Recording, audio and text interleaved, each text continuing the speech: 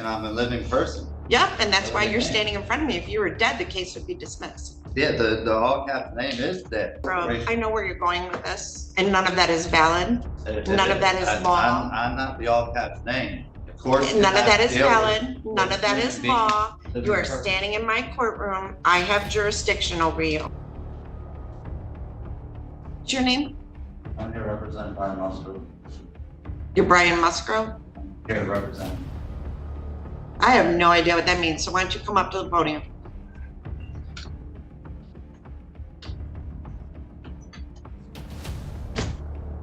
I tried to. Nope, yeah, stand in front of the thing. So what is your name? This courtroom battle takes an unexpected turn when a defendant facing serious felony charges decides to challenge the very foundation of the court itself. Instead of focusing on the allegations against him, he relies on a legal theory that has been rejected many times before. But the judge is ready, and this argument is about to face a reality check. Brian Joseph Musgrove. Okay, are you an attorney? What's your P number? I'm not an attorney. So then you can't represent Brian Musgrove. So you are a defendant, correct? An executor on that estate. Okay, so none of that is valid or legal. So you have an attorney? He's not doing nothing for me. Okay, that wasn't my question. Do you have an attorney, yes or no? I have, yeah, he was supposed to be representing me, but. So you have Michael Dagger-Margosian. Okay, so he's your attorney. Okay, so go have a seat. When Mr. Dagger-Margosian gets here, I'll call your case, okay?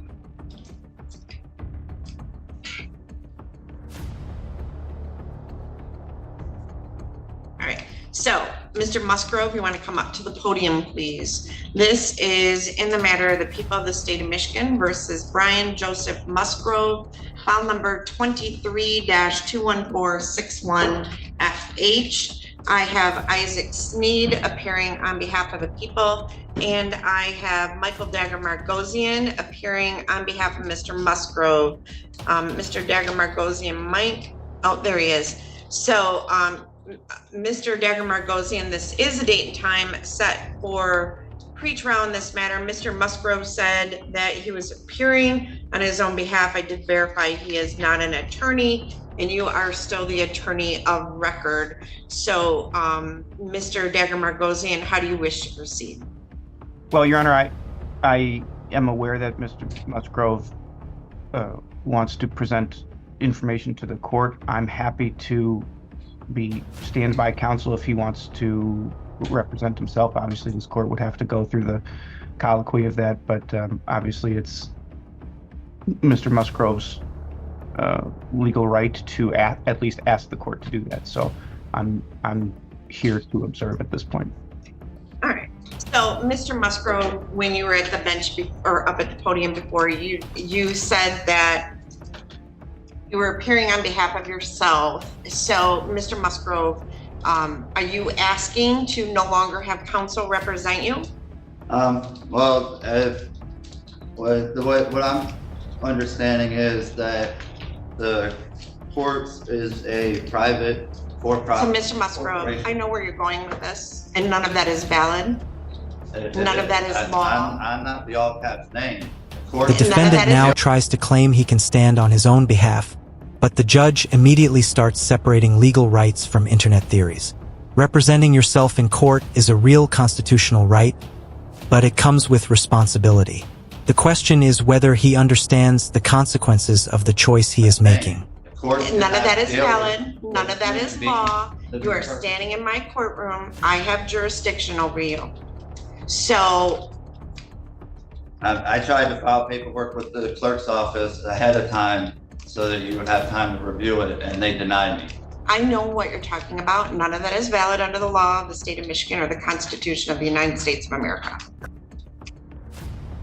What do you mean it is? No. The Supreme Court says it is. What does it say it is? The Supreme Court says that we were at the age of 18, we were supposed to claim our minor status. Nope, not valid. Okay.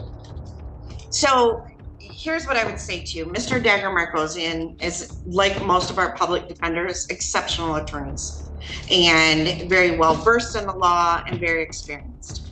He gives legal advice. You may not like the legal advice, but it's usually good advice. I've never had anyone from the public defender's office not wholeheartedly try to represent This their is where clients. the argument completely changes direction.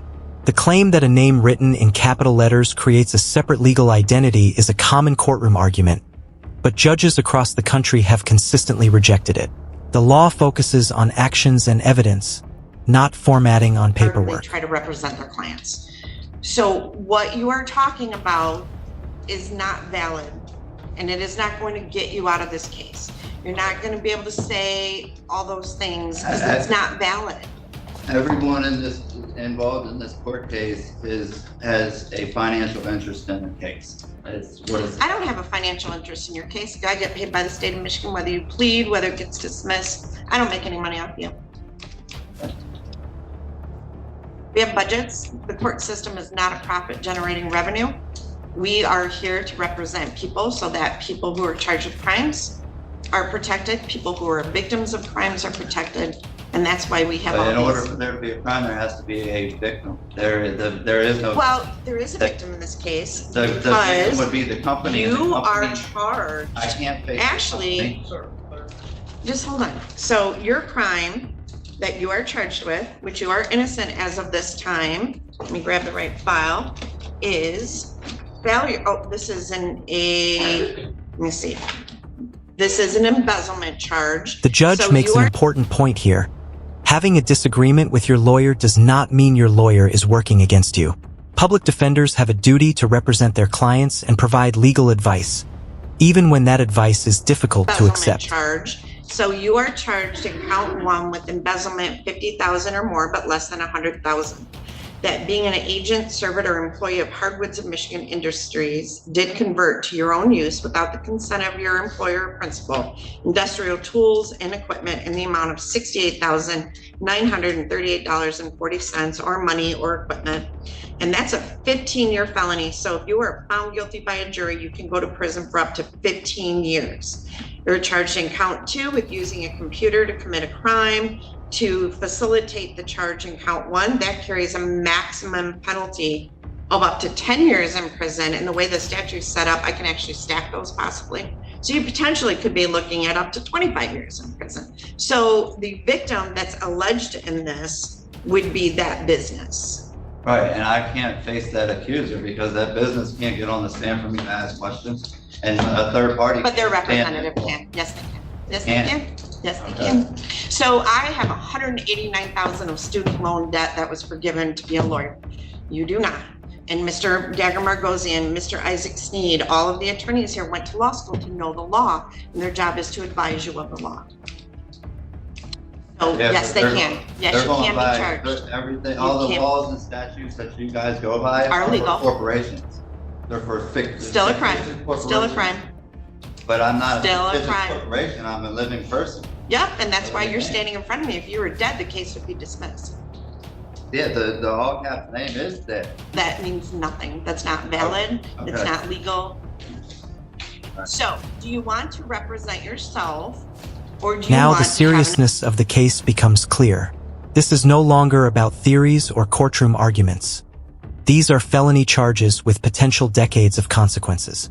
The judge lays out the allegations and explains exactly what punishment could be on the table if a jury finds him guilty. or do you want to have an attorney to represent you?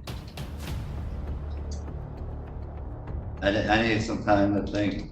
Okay, I'm going to set this for another pretrial on March 20th at 8:30 in the morning. And Miss Adams, could I get a notice of hearing for Mr. Musgrove? After hearing everything, the biggest question remains.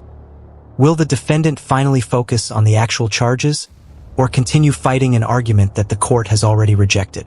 In high-stakes criminal cases, strategy matters, and every decision inside that courtroom can change the outcome.